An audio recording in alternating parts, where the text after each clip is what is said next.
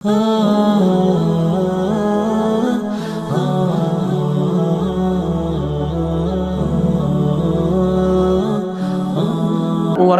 zakat, maka hutang tadi menghalangi zakatnya. Baik, Ustaz, bagaimana dengan acara-acara haul?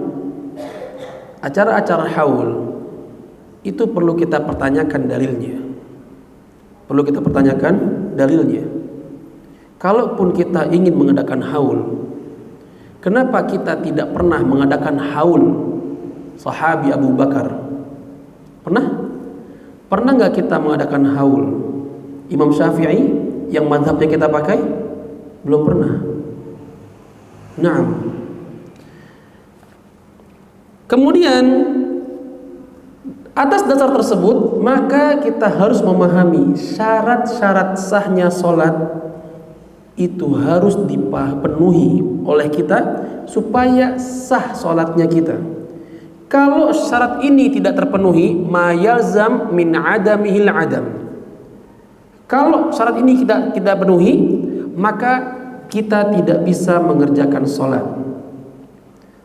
Kita akan belajar insyaallah sekitar 4 atau 5 syarat.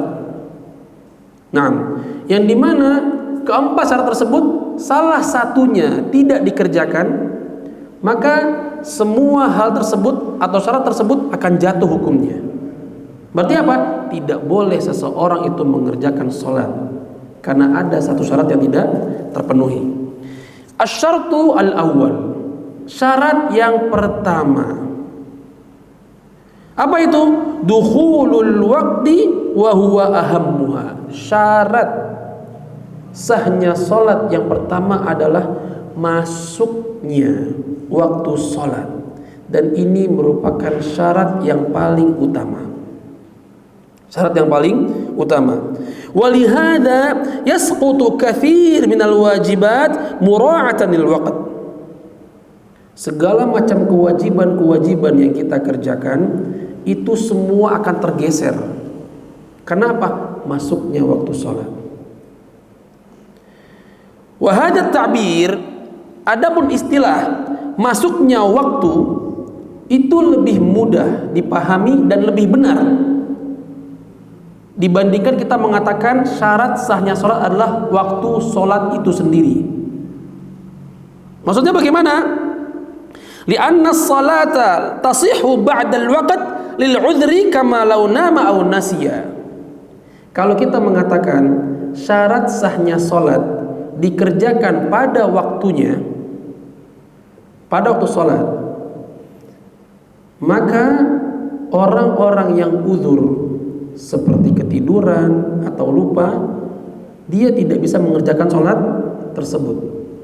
Tapi kalau kita mengatakan masuknya waktu sholat adalah syarat pertama sahnya sholat, berarti ketika seseorang dia lupa mengerjakan sholat pada waktunya atau dia ketiduran, sholatnya tetap sah. Kenapa? Dia mengerjakan sholat walaupun di luar waktunya karena uzur.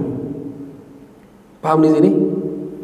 Jadi syarat sahnya sholat yang pertama adalah bukan waktu sholat itu sendiri atau dilakukan pada waktunya, bukan itu, tapi masuknya waktu sholat. Ada seorang yang dia tertidur, dia tidur, kemudian bangun sebelum asar.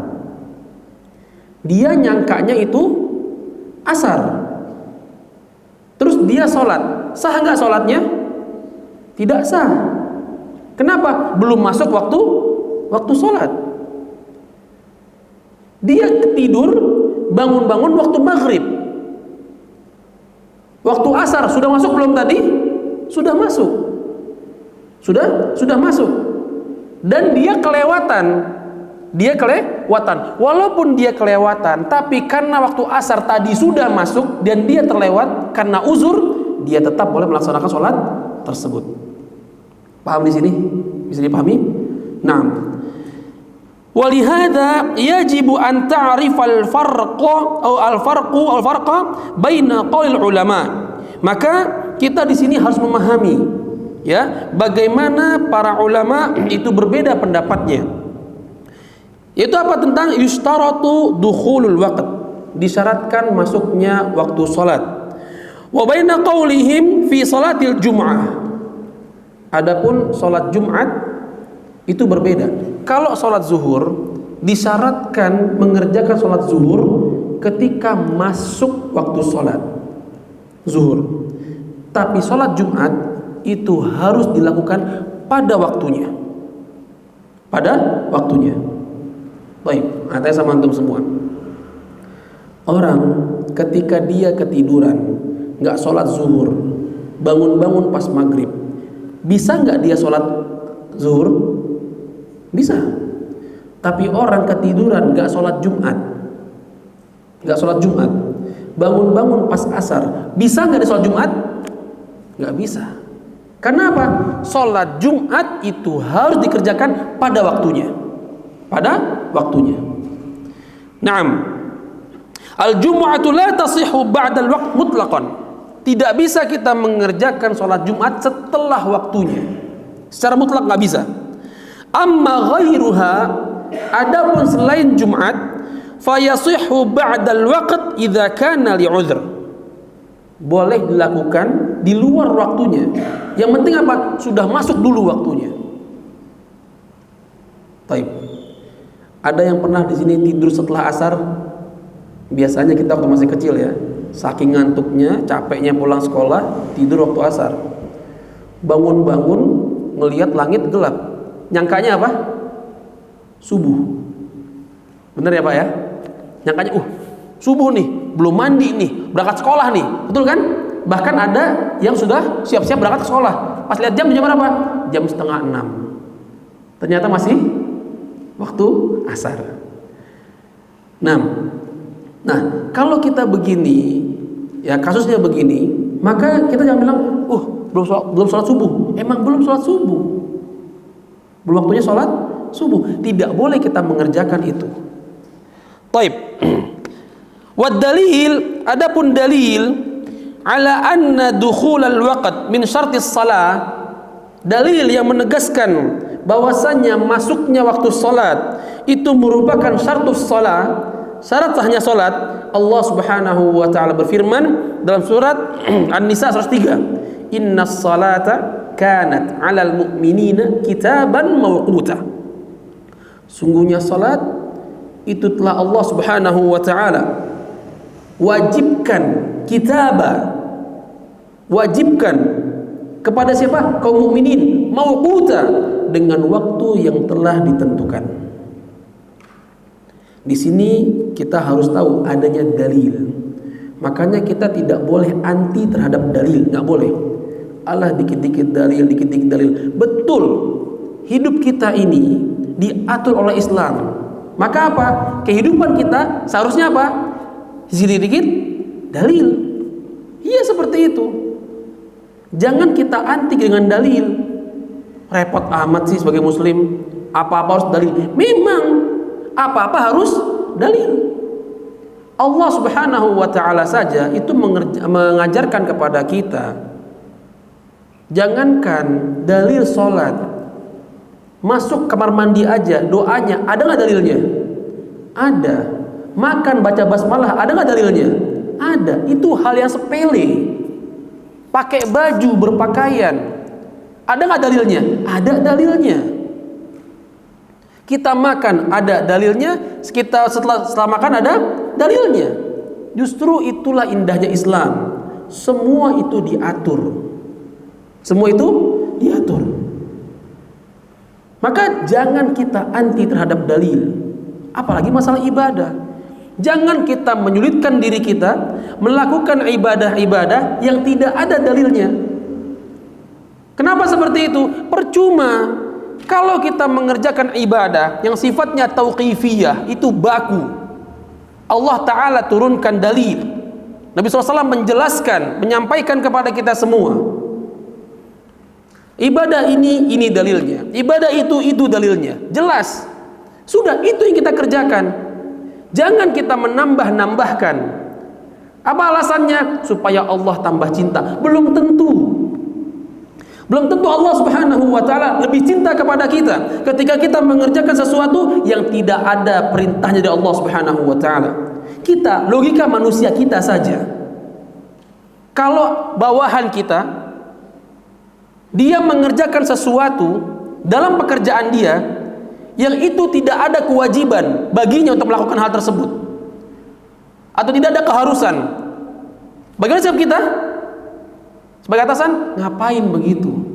Kerjakan saja kan ini. Nggak usah bersusah payah. Itu logika manusia. Allah Subhanahu wa ta'ala lebih daripada itu. Dan Allah Subhanahu wa ta'ala zat yang maha rahim kepada kita semua. Ya sudah cukuplah. Apa yang Allah jelaskan, perintahkan dalam Al-Quran, apa yang Allah jelaskan melalui lisan Nabi kita SAW, itu yang kita ambil sudah. Jangan kita bersusah payah. Akhirnya apa? Kita yang sultan sendiri.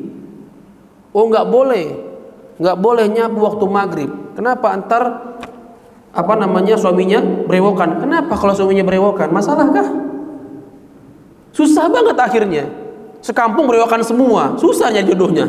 Subhanallah. Kepercayaan yang itu tidak ada dasarnya. Ibadah pun juga sama.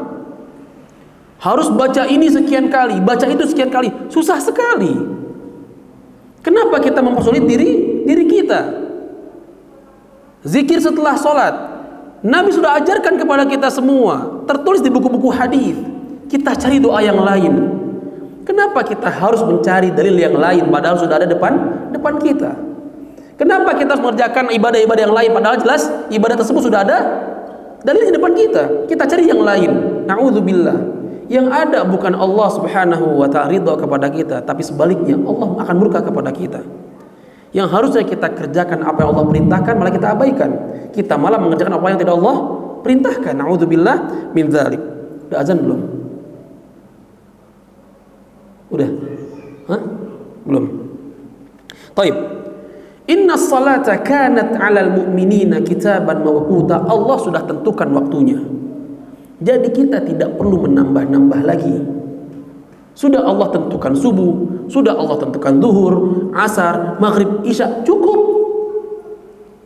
Anak masih kuat buat ibadah, tambah lagi deh sholat yang ke-6. Subhanallah.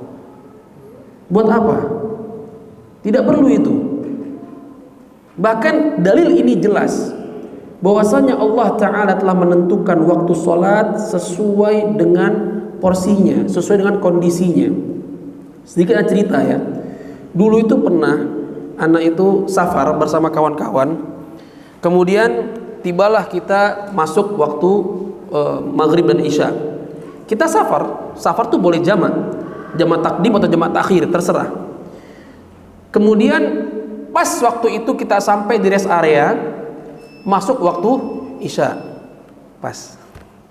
Baik, tafadhal.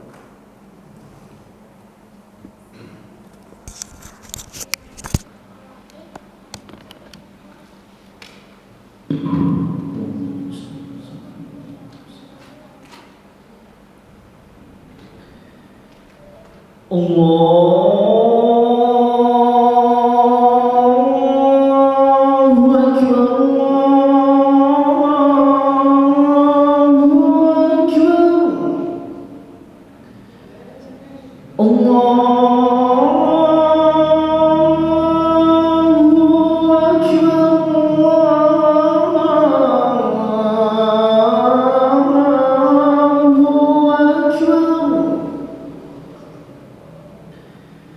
أشهد أن لا إله إلا الله